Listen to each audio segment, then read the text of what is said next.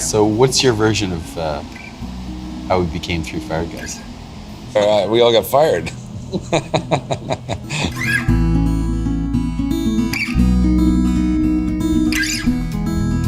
At one point, the three guys who started Steam Whistle, Greg, myself, and Greg Cromwell, we all got fired from Upper Canada Brewing Company. Another company had purchased the brewery and was slowly dismantling everything that had made it special. So we were obviously on that chopping block. It was a very traumatic time in our life. All we had done for the last 15 years was work in a brewery. We all went and did some different stuff for a couple of years.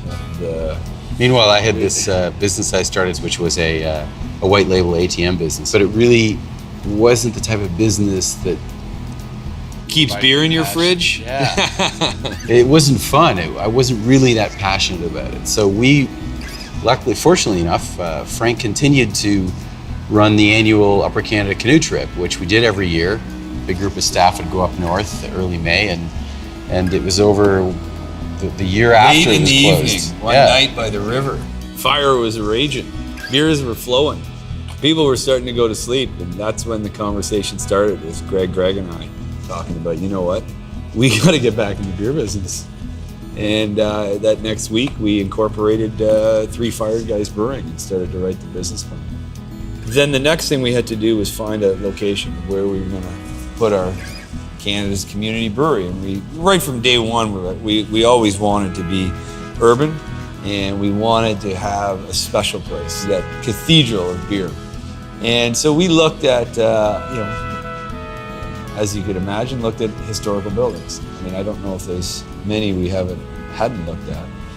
My dad, he said, guys, would love your idea, but you guys are crazy. You got your equipment, it's sitting there collecting dust. Sooner or later, you're gonna have to make some beer. So you might just have to give up on, your dream building. So Greg called me the next morning and he says, Cam, I'm picking you up. So he came and picked me up in the car.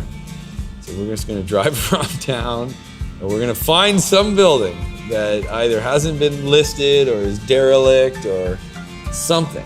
So we drove around, and he drove down here on the Gardner and got off at the Roundhouse. And we parked out front. Stopped on Bremner, I ran across the park and looked in the building, and it was like, this is the cathedral of beer. It's just fantastic. We had been talking about a brand that would have a feeling of the age of innocence, a time of overbuilt quality, the retro vintage look and feel.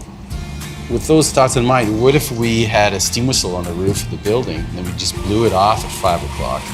And then the whole city would run out and drink our beer. Yeah, they'd see the smoke, they'd hear the sound, and then they'd try our Pilsner. And what a great message. Year 2000, March 22nd, our first bottle of steam whistle was filled off the line. Those people that worked there, they're the ones that took the beer home, had their friends drink it, their family drink it, talked about the brewery, and our staff really need to believe in what we're doing. Because if our staff don't believe in what we're doing, how are consumers going to believe in that? If you create that place where people are happy, you can create very special products. Because then I would argue you cannot create the best quality unless you have passion. I think at the end of the day, for us, it's not about a business, but it's about a place that we love to go to. And I think for us, that's the most important part. Life is short. And as Cam said one day, if you can make a difference, why not? We're here to make friends and enjoy our lives. And so for us, that's what we get up in the morning to do. And so far, it's worked pretty well. It's still working. That's the dream coming true. Cheers. Hey.